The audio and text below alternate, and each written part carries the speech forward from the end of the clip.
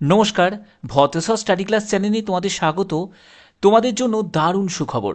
৭,২৬৭ শূন্যপদে স্কুলে নিয়োগের জন্য বিজ্ঞপ্তি জারি হয়েছে। একদম অফিসিয়াল নোটিফিকেশন জারি করেছে ইএমআরএস এর তরফ থেকে, অর্থাৎ একলব্য মডেল রেসিডেন্সিয়াল স্কুলের তরফ থেকে রিক্রুটমেন্ট 2025, যার ফর্ম ফিল আপ শুরু হয়েছে।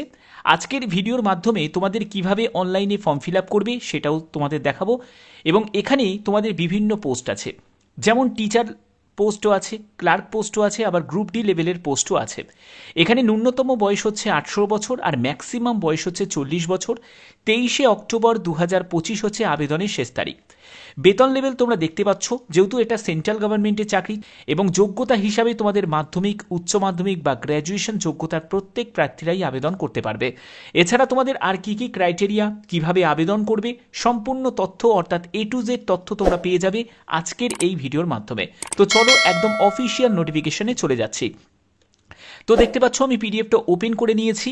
ইএমআরএস অর্থাৎ একলব্য মডেল রেসিডেন্সিয়াল স্কুলের তরফ থেকে এই বিজ্ঞপ্তি তোমাদের জারি হয়েছে, যেখানে সম্পূর্ণ পার্মানেন্টভাবে নিয়োগ করা হচ্ছে। এখানে আবেদন কিভাবে করবে, কোন কোন পোস্টের জন্য নিয়োগ করা হচ্ছে সেগুলো বলছি।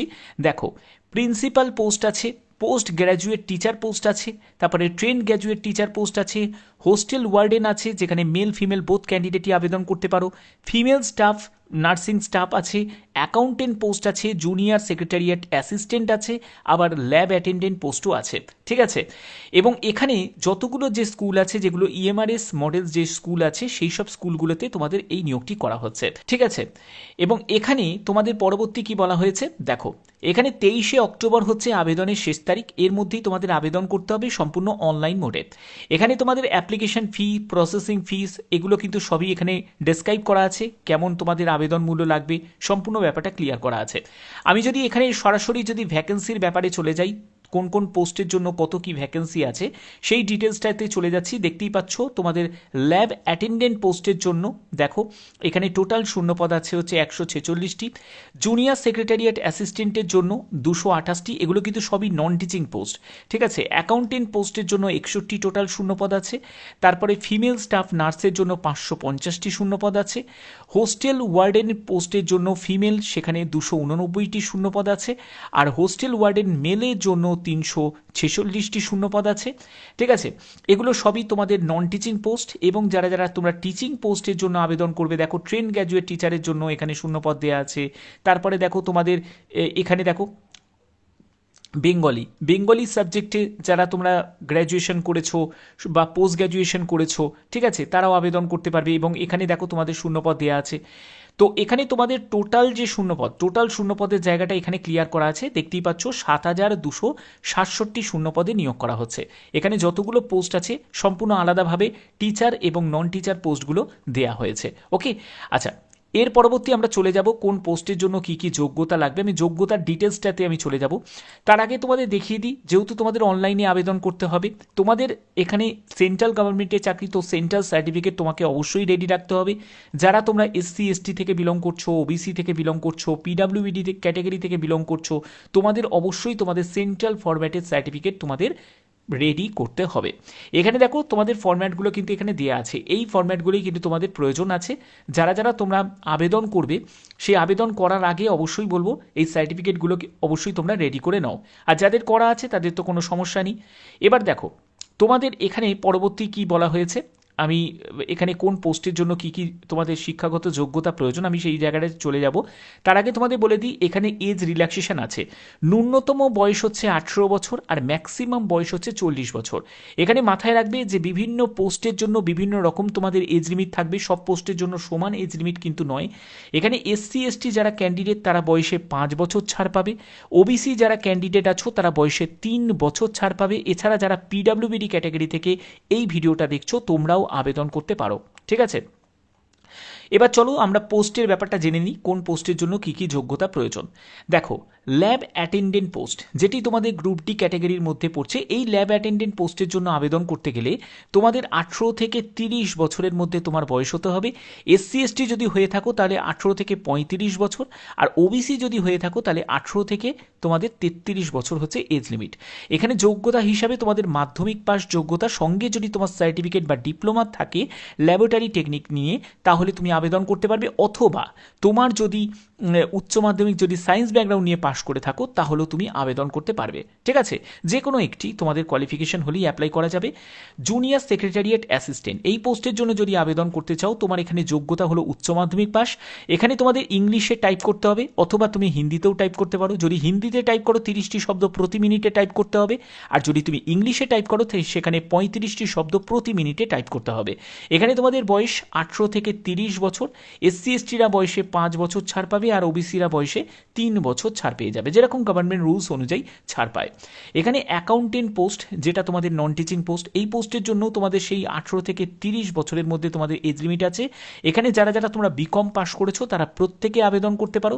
এছাড়া যাদের তোমাদের বিবিএ করা আছে তারা কিন্তু এখানে আবেদন করতে পারবে না, নট এলিজিবল। ওকে, আচ্ছা, এর পরবর্তী পোস্টে চলে যাচ্ছি, হোস্টেল ওয়ার্ডেন। এই পোস্টের জন্য 18 থেকে 35 বছর।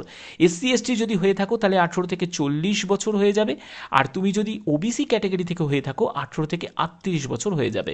এখানে যোগ্যতা হিসাবে যাদের 4 বছরের ইন্টিগ্রেটেড গ্র্যাজুয়েশন ডিগ্রি যাদের কোর্স করা আছে তারা আবেদন করতে পারবে।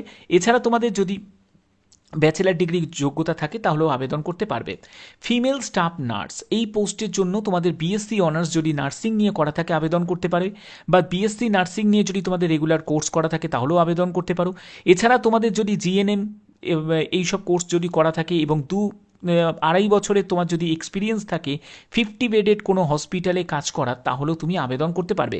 যে কোনো একটি যোগ্যতা যদি তুমি ফুলফিল করতে পারো তাহলেই তুমি আবেদন করতে পারবে, এবং 18 থেকে 35 বছর হচ্ছে এখানে এজ লিমিট। ওকে, এর পরবর্তী হচ্ছে লাইব্রেরিয়ান পোস্ট, যেখানে তোমাদের 18 থেকে 35 বছর, এবং এখানেও কিন্তু এসসি এসটি ওবিসিরা ছাড় পাবে। যাদের তোমাদের bachelor degree of library science নিয়ে যাদের গ্র্যাজুয়েশন ডিগ্রি করা আছে 50% নাম্বার নিয়ে তারা আবেদন করতে পারো। এছাড়া তোমাদের দেখো, এখানে তোমাদের যাদের bachelor degree in library and information science নিয়ে 50% নম্বর নিয়ে যাদের যোগ্যতা আছে তারাও আবেদন করতে পারে। এছাড়া যাদের মাস্টার্স করা আছে তারাও আবেদন করতে পারে। এর পরবর্তী হচ্ছে physical education teacher, male female, যেখানে তোমাদের 18 থেকে 35 বছর। এসসি এসটি হলে 18 থেকে 40 বছর, আর ওবিসি হলে 18 থেকে 38 বছর। তোমার যদি 4 বছরে বিপিএড যোগ্যতা যদি মানে থাকে 50% নাম্বার নিয়ে, অবশ্যই আবেদন করতে পারবে। এবং ব্যাচেলার ডিগ্রি যাদের ফিজিক্যাল এডুকেশন নিয়ে করা আছে তারাও এখানে আবেদন করতে পারে। পরবর্তী আমরা পোস্টে চলে যাব, মিউজিক টিচার। মিউজিক টিচার নিয়ে তোমাদের যদি এখানে ব্যাচেলার ডিগ্রি করা থাকে 50% নাম্বার নিয়ে, তাহলে আবেদন করা যাবে। এবং এখানে দেখো তোমাদের 35 বছরের মধ্যে তোমার বয়স হতে হবে। আর্ট টিচার নিয়ে তোমাদের অবশ্যই তোমাদের গ্রাফিক আর্ট বা তোমাদের এখানে দেখো স্কাল্পচার বা তোমাদের ড্রয়িং অ্যান্ড পেন্টিংয়ে নিয়ে যাদের ব্যাচেলার ডিগ্রি যাদের করা আছে তারা আবেদন করতে পারবে। 18 থেকে 35 বছরের মধ্যে তোমার এখানেও কিন্তু বয়স হতে হবে। এর পরবর্তী আমরা পোস্টে চলে যাব, সেটা হলো টিজিটি, মানে কম্পিউটার সায়েন্সের টিচারের জন্য। সেখানেও কিন্তু 35 বছরের মধ্যে বয়স। যাদের বিসিএ করা আছে 50% নাম্বার নিয়ে তারা আবেদন করতে পারে। যাদের গ্র্যাজুয়েশন করা আছে কম্পিউটার সায়েন্স বা আইটি নিয়ে তারা আবেদন করতে পারবে। অবশ্যই কিন্তু 50% নাম্বার থাকতে হবে। এবং যাদের বিটেক করা আছে 50% নাম্বার নিয়ে তারাও আবেদন করতে পারে। ওকে, এর পরবর্তী আমরা পোস্টে চলে যাব, সেই পোস্টের জন্য কি যোগ্যতা প্রয়োজন। দেখো, টিজিটি টিচারের জন্য তোমাদের নিয়োগ করা হচ্ছে, পিজিটি টিচারের জন্য তোমাদের নিয়োগ করা হচ্ছে। এখানে সম্পূর্ণ তোমাদের যে এগুলো কিন্তু ভাগ করা আছে, তোমরা দেখতেই পাচ্ছ পিজিটি, টিজিটি এইসব বিভিন্ন তোমাদের টিচারে নিয়োগ করা, যেমন জিওগ্রাফি আছে, কমার্স আছে। ঠিক আছে, অবশ্যই তোমাদের পোস্ট গ্র্যাজুয়েশন যোগ্যতা থাকতে হবে সেই রিলেভেন্ট সাবজেক্টে। আর এখানে আমি এজ লিমিটের ব্যাপারটা বলে দিই। দেখো, এখানে পিজিটি টিচারের জন্য 18 থেকে 40 বছরের হচ্ছে তোমাদের এজ লিমিট থাকতে হবে। এবং যাদের তোমাদের ইন্টিগ্রেটেড পোস্ট গ্র্যাজুয়েট ডিগ্রি করা আছে এনসিটিই থেকে তারা আবেদন করতে পারবে। সঙ্গে কিন্তু তোমাদের বিএড যোগ্যতারও কিন্তু কম্পালসারি আছে। ওকে, এর পরবর্তী প্রিন্সিপাল আছে। তো প্রিন্সিপাল এগুলো হায়ার লেভেলের পোস্ট। এখানে তোমাদের মাস্টার ডিগ্রি যোগ্যতা 50% নাম্বার নিয়ে অবশ্যই তোমাদের বিএড যোগ্যতা থাকতে হবে। ঠিক আছে, এবং এখানে কিন্তু অভিজ্ঞতারও প্রয়োজন আছে। এজ লিমিটের ক্ষেত্রে বলে রাখি, এখানেও তোমাদের সেই 50 বছরের মধ্যে তোমার বয়স হতে হবে। তো অর্থাৎ বুঝতে পারলে বিভিন্ন পোস্ট, যার জন্য তোমাদের যোগ্যতাও বিভিন্ন আছে। ওকে, এখানে আবেদন করার জন্য বা তোমাদের যদি কোনো কোয়ারিজ থাকে তাহলে অবশ্যই কিন্তু এখানে একটি হেল্পলাইন নাম্বার দেওয়া হয়েছে। এই হেল্পলাইন নাম্বারে তোমাদের নির্দিষ্ট সময়ের মধ্যে তোমরা কন্ট্যাক্ট করতে পারো। এখানে সিলেকশন প্রসেসের ব্যাপারটা বলে দিই। ল্যাব অ্যাটেন্ডেন্ট পোস্টের জন্য তোমরা দেখো, এখানে প্রথমে তোমাদের টায়ার 1 থাকবে, যেটা প্রিলি এক্সাম হবে, যেখানে তোমাদের রিজনিংয়ের উপর, quantitative aptitude, general awareness, basic computer অপারেশনের উপর তোমাদের প্রশ্ন থাকবে। এগুলো কিন্তু তোমাদের সব আলাদা করে ভাগ করা আছে, অবশ্যই তোমরা সেটা দেখে নেবে। এবং পরবর্তী হচ্ছে তোমাদের টায়ার 2 থাকবে, যেখানে তোমাদের অবজেক্টিভ এবং ডেসক্রিপটিভ টাইপের তোমাদের পেপার হবে। পরবর্তী আমরা চলে যাচ্ছি, সেখানে জুনিয়র সেক্রেটারিয়েট অ্যাসিস্ট্যান্ট, এখানেও কিন্তু সেম তোমাদের মানে একদম সেম পেপার তোমাদের হচ্ছে, এবং এখানেও কিন্তু তোমাদের অবজেক্টিভ ডেসক্রিপটিভ টায়ার 2তে তোমাদের হবে। ওকে, তো এই হচ্ছে তোমাদের এখানে সিলেবাস, যে সিলেবাসের ডিটেলসটা এখানে ক্লিয়ার করা আছে। তো আশা করছি তোমাদের প্রত্যেকটা স্টেপ বাই স্টেপ ব্যাপারটা তোমাদের কাছে তুলে ধরতে পারলাম। এবার দেখো তোমাদের এখানে আর কি কি বলা হয়েছে। এখানেই দেখো তোমাদের যারা যারা ফিজিক্যাল হ্যান্ডিক্যাপ দেখে যারা এই ভিডিওটা দেখছো, তোমরাও এখানে আবেদন করতে পারো। এখানে অ্যাপ্লিকেশন ফিজের ব্যাপারটা এখানে ক্লিয়ার করা আছে, যে কোন কাস্টকে কত টাকা আবেদন মূল্য দিতে হবে, সেই ব্যাপারটাও কিন্তু এখানে মেনশন করা আছে। আমি সেই ডিটেলসটা চলে যাচ্ছি। দেখো এখানে দেখো তোমাদের কি বলা হয়েছে, যারা ফিমেল ক্যান্ডিডেট, এসসি এসটি এবং পিডাব্লিউবিডি ক্যাটাগরি থেকে যারা আছো, তুমি যদি প্রিন্সিপাল পোস্টের জন্য আবেদন করো, তোমার শুধুমাত্র প্রসেসিং ফিজ হিসাবে 500 টাকা লাগবে। পিজিটি টিজিটি টিচারের জন্য সেখানেও তোমাদের 500 টাকা আবেদন মূল্য লাগছে। নন টিচিং পোস্টের জন্য তোমাদের 500 টাকা আবেদন মূল্য লাগছে। আর তোমরা যারা যারা জেনারেল কাস্ট থেকে বিলং করছো, তোমরা যারা যারা ওবিসি কাস্ট থেকে বিলং করছো, তোমরা যারা মেল ক্যান্ডিডেট, তাদেরকে তোমাদের বা ইডাব্লিউএস ক্যাটাগরি থেকে তোমাদের এখানে লাগছে 2500 টাকা তোমাদের প্রিন্সিপাল পোস্টের জন্য। পিজিটি টিজিটি পোস্টের জন্য যদি আবেদন করো, সেখানে 2000 টাকা আবেদন মূল্য লাগছে। আর নন টিচিং পোস্টের জন্য যদি আবেদন করো, তাহলে তোমাদের 1500 টাকা আবেদন মূল্য লাগছে। আমি মানছি এখানে তোমাদের আবেদন মূল্যটা খুবই হাই দিয়েছে, তো কিছু করার নেই। যেরকম এখানে নিয়ম আছে সেরকম অনুযায়ী তোমাদের এই বিজ্ঞপ্তিতে জানানো হয়েছে, সেটাই তোমাদের কাছে আমি ডেসক্রাইব করলাম। আশা করছি ভিডিওর মাধ্যমে প্রত্যেকটি তথ্য তোমাদের কাছে তুলে ধরতে পারলাম। এবার তোমরা আবেদন কিভাবে করবে, আবেদনের জন্য চলে যাবো একদম অফিসিয়াল সাইটে। তো এবার দেখে নাও যে তোমরা কিভাবে আবেদন করবে। আবেদন করার যে লিঙ্ক, সেটা ডেসক্রিপশনে দেওয়া থাকবে, তোমরা সেখান থেকে ডাইরেক্ট ভিজিট করতে পারবে। এখানে দেখো তোমাদের কিভাবে আবেদন করতে হবে।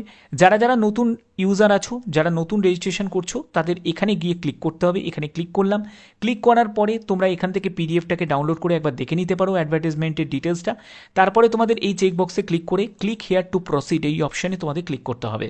এরপরে হচ্ছে ক্যান্ডিডেটের নেম, অর্থাৎ যে আবেদন করছে তার নাম, তারপরে ফাদার নেম, তারপরে মাদার নেম, তারপরে তোমাকে ডেট অফ বার্থ এখানে সিলেক্ট করতে হবে।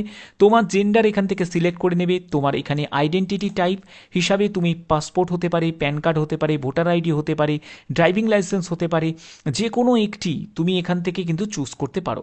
ঠিক আছে, এবং পরবর্তী হচ্ছে তোমাদের সেই আইডেন্টিফিকেশন নাম্বারটা এখানে বসিয়ে দিতে হবে। তারপরে কনফার্ম ক্যান্ডিডেটের নেম, তারপরে confirm father name, confirm mother name, date of birth, gender তোমাকে এখান থেকে সিলেক্ট করে নিতে হবে। পরবর্তী হচ্ছে তোমাদের প্রেজেন্ট অ্যাড্রেসের সম্পূর্ণ ডিটেলস, তোমার হাউস নাম্বার বা ফ্ল্যাট নাম্বার, তোমার এখানে সাবজেক্ট যে লোকালিটি আছে, সাব লোকালিটি, তারপরে লোকালিটি এখান থেকে তুমি চুজ করবে, কান্ট্রি তুমি এখান থেকে চুজ করে নেবে। তারপরে তোমার এখান থেকে স্টেট তুমি এখান থেকে চুজ করতে পারবে, এখান থেকে স্টেট চুজ করে নেবে। তুমি তোমার জেলা এখান থেকে সিলেক্ট করে নেবে, তো এখান থেকে আমি আমার জেলা সিলেক্ট করে নিলাম। এরপরে তুমি পিনকোড নাম্বারটা বসিয়ে দেবে। এরপরে তোমাদের দেখো তোমাদের মেল আইডি, কনফার্ম মেল আইডিটা বসাতে হবে। তোমার মোবাইল নাম্বার, সেটাকে কিন্তু আবার রিটাইপ করতে হবে। এগুলো করার পরে তোমাদের এই same as the present address এই অপশানে তোমাদের ক্লিক করতে হবে। ক্লিক করার পরে যদি তোমাদের সেম অ্যাড্রেস যদি হয়ে থাকে, আর যদি ডিফারেন্ট অ্যাড্রেস হয়ে থাকে, তাহলে ডিফারেন্ট অ্যাড্রেসটাই তোমাদের এখানে মেনশন করতে হবে। এরপরে তোমাকে একটি পাসওয়ার্ড জেনারেট করতে হবে, যে পাসওয়ার্ডটা তোমরা অবশ্যই নতুন একটা পাসওয়ার্ড, যেটা তোমরা নোট ডাউন করে রাখবে খাতায়। ওকে, এরপরে তোমাদের সেই পাসওয়ার্ডটাকে কনফার্ম করতে হবে। সিকিউরিটি কোশ্চেন হিসাবে তুমি যে কোনো একটি তুমি সিলেক্ট করবে, এবং তার অ্যান্সারটা অবশ্যই তোমরা এখানে লিখে দেবে। ঠিক আছে, টাইপ করে দেবে। এর পরবর্তী এরকম একটা ক্যাপচা কোড আসবে, যে ক্যাপচা কোডটা এখানে টাইপ করে দেবে, তারপরে তোমাকে সাবমিট করতে হবে। এর পরবর্তী যে স্টেপগুলো, এটা হলো রেজিস্ট্রেশনে একটা স্টেপ গেল।